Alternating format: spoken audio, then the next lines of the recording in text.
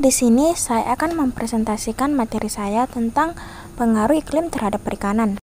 Pertama, kita akan membahas tentang laut dan perubahan iklim. Pemanasan global secara umum meningkatkan suhu bumi beberapa derajat yang berimbas pada mencarinya cadangan-cadangan es di wilayah lintang tinggi. Diprediksi ke depannya pemanasan global akan meningkatkan laju peningkatan paras laut antara 0,3, -0,5 meter sehingga dapat menutupi area di pesisir seluas 1 juta km persegi. Bila tidak dicegah, hal ini dapat menyebabkan hutan bakau serta rawa yang ada di kawasan pesisir akan semakin berkurang luasnya. Dampak dari berkurangnya luas habitat ekosistem pesisir ini adalah menurunnya produktivitas perairan sekitar, serta mengancam kehidupan biota laut pada ekosistem yang dimaksud. Fenomena mengakibatkan kenaikan suhu permukaan air laut sehingga mempengaruhi pola kehidupan ikan. Perubahan suhu akan mempengaruhi zona tempat mencari makan ikan yang dapat menyebabkan tidak hanya penurunan, tetapi juga pergeseran populasi spesies ikan ke laut yang lebih dingin atau panas. Intensitas badai cenderung meningkatkan bersamaan dengan terjadinya El Nino dan La Nina, yang kemudian mengubah sirkulasi lautan dan secara langsung mempengaruhi habitat laut. Peningkatan suhu air laut akan membatasi produksi primer, meningkatkan pemutihan karang, dan mengurangi keanekaragaman hayati beberapa ekosistem. Selanjutnya, perubahan iklim. Dampak perubahan iklim yang diakibatkan meningkatnya suhu udara di bumi tentu cukup mengkhawatirkan bagi kehidupan manusia. Dampak naiknya suhu air laut memberikan pengaruh yang sangat kompleks terhadap berbagai aspek lautan, termasuk perikanan. Dampak tersebut dapat terjadi secara langsung maupun tidak langsung, yang efeknya muncul dalam variasi waktu yang berbeda. Perubahan iklim dan naiknya paras laut akan juga mempengaruhi formasi tekanan udara di atmosfer dan juga pola sirkulasi global air laut. Fluktuasi dan kecenderungan meningkatnya suhu atmosfer bumi selama 173 tahun dan tendensi kenaikan konsentrasi CO2 garis putus berasal dari ice core. Sedangkan data 1957 sampai 1995 adalah pengukuran di Mauna Loa, Hawaii.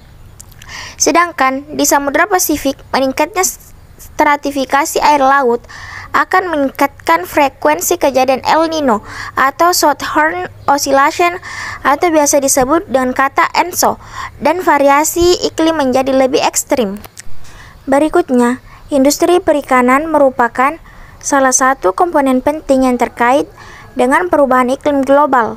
Secara umum, perikanan dapat dikategorikan dalam perikanan rakyat, perikanan komersil, dan perikanan rekreasi.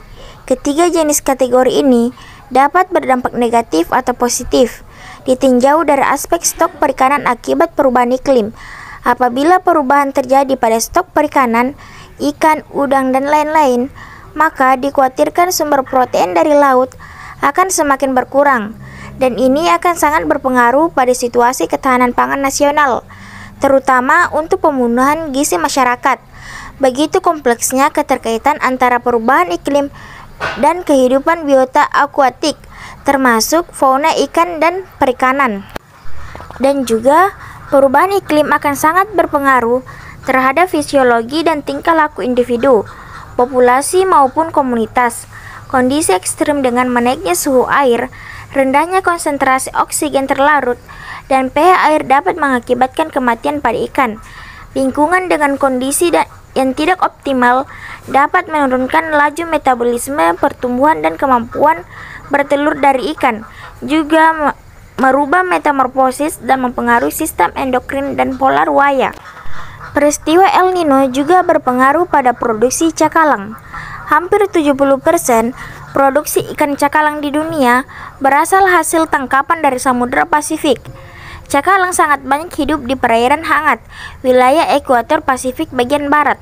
Namun, akibat dari peristiwa El Nino, maka terjadi pergeseran massa air yang hangat ini sehingga penyebaran cakalang juga mengalami perubahan.